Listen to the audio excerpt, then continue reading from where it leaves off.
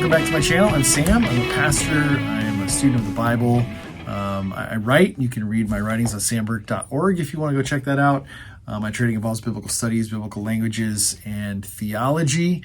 Today I'm going to be doing my Christmas video, and we're going to look at a part of Luke chapter 2 that I think we've used for forever. It's part of Christmas pageants, if people still do those.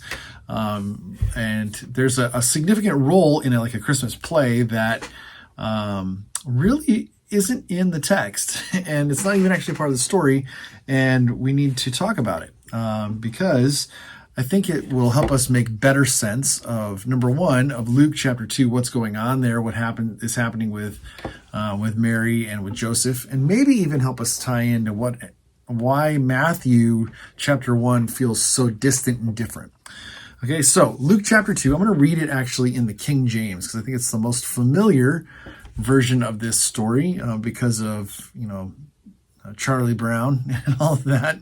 But Luke chapter 2, and we're going to read 1 to 7 in the King James because the King James is where the issue started, okay? And it may have even gone back to the Bishop's Bible before that. I didn't check all of those references, but if it did, let me know in the comments.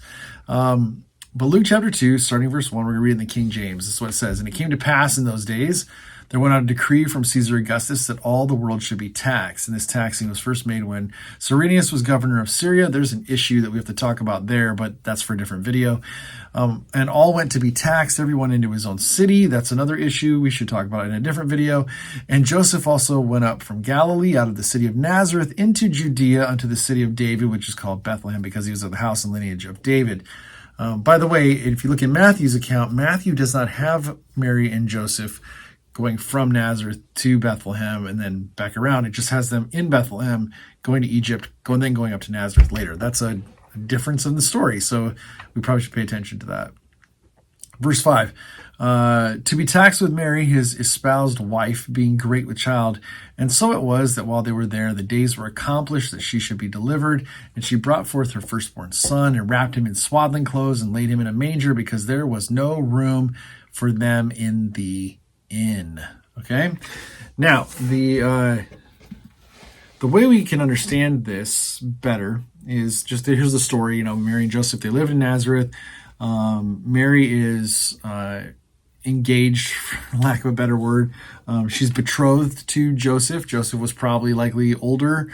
Mary was probably 14, 15, 16, somewhere around there, because that's what they did back then. And she was betrothed to Joseph, which meant in that culture that she was engaged to Joseph, but for all intents and purposes, they were legally married. They just haven't consummated their marriage yet. And so they're supposed to, according to this story, the census happens because Augustus says we're going to tax everybody, we're going to count everybody.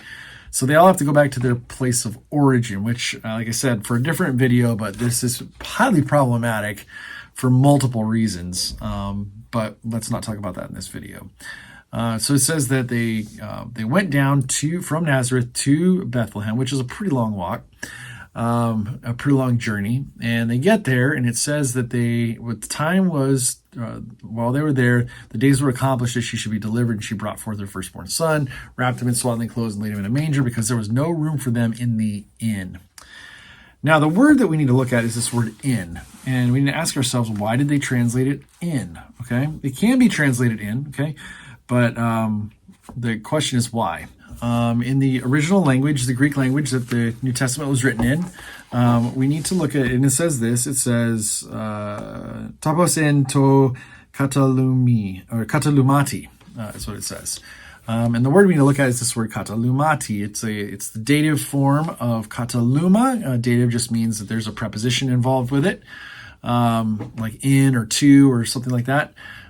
So in the inn is how it's translated in the King James, but kataluma, it can be translated in, like I said, but it also, it is translated guest room. Okay. More often than not, that's what it's talking about, a guest room in a house, or place of temporary lodging.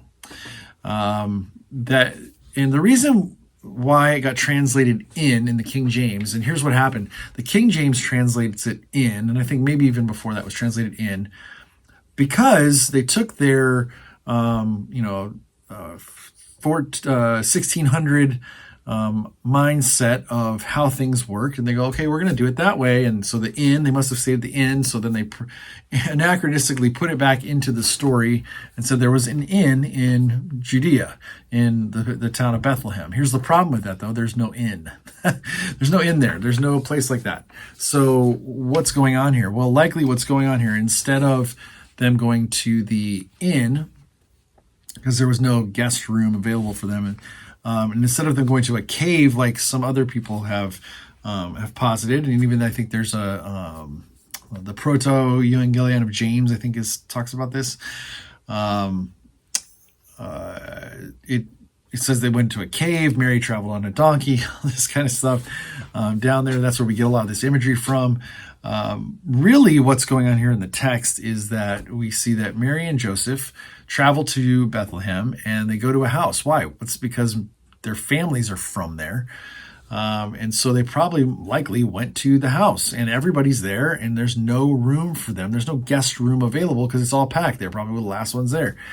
And so instead, what they needed to do was they needed to have the baby in the common area of the house. Okay, so here's a picture I'll put up here. There's a picture of a first century Israelite house. Notice there's the guest room, the upper room. There's like the ladder that goes up there.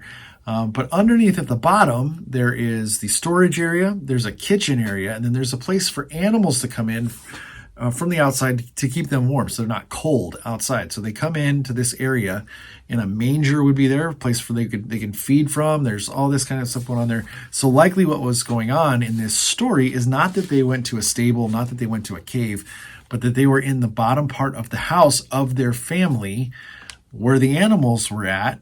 And that's where she gave birth to Jesus, because that's the room that was available in their house.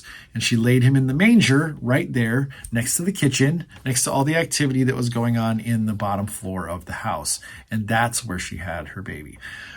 So it kind of ruins this idea of a stable, a manger with all these animals like that versus, no one else is around, a silent night, like all of this.